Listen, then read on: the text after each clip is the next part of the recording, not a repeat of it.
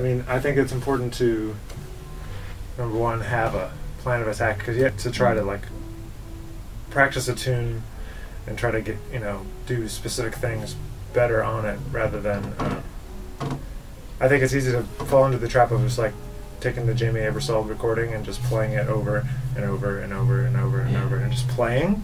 Yeah. And I think there's a difference, at least for me, between practicing a tune and playing a tune, just like playing over the tune. And so trying to just like limit yourself.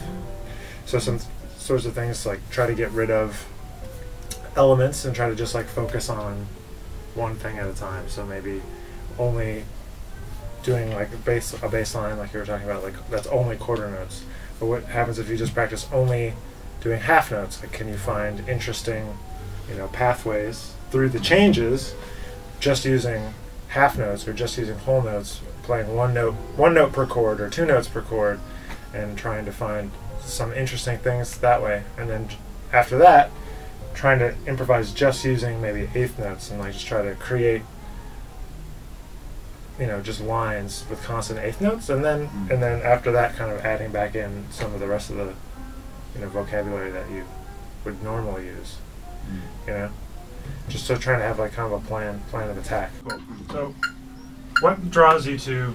You mentioned you like Curtis Fuller and Bob Brookmeyer. What are some of the things about the way that they play that grabs you?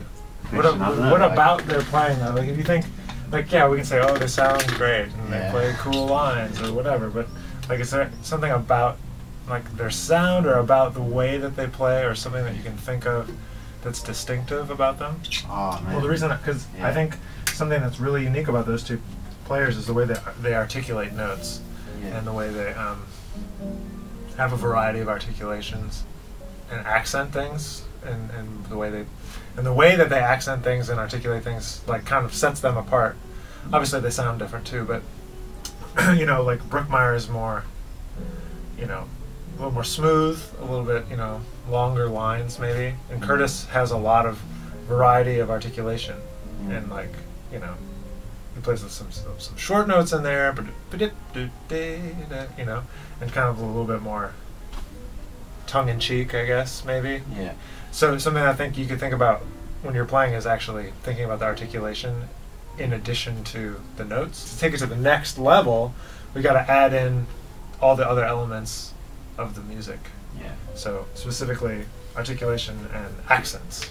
A lot of jazz people say like leave space, or like, but I don't like to think about it that way. I like to think about, completing an idea, and then usually at the end of a musical idea, the result is a little bit of space. So trying to put a period at the end of your sentence. Trying to always keep in mind the musical element. So kind of the articulations help to create that, and the accents help to create those phrases, which then end up having space. So it's all kind of interconnected.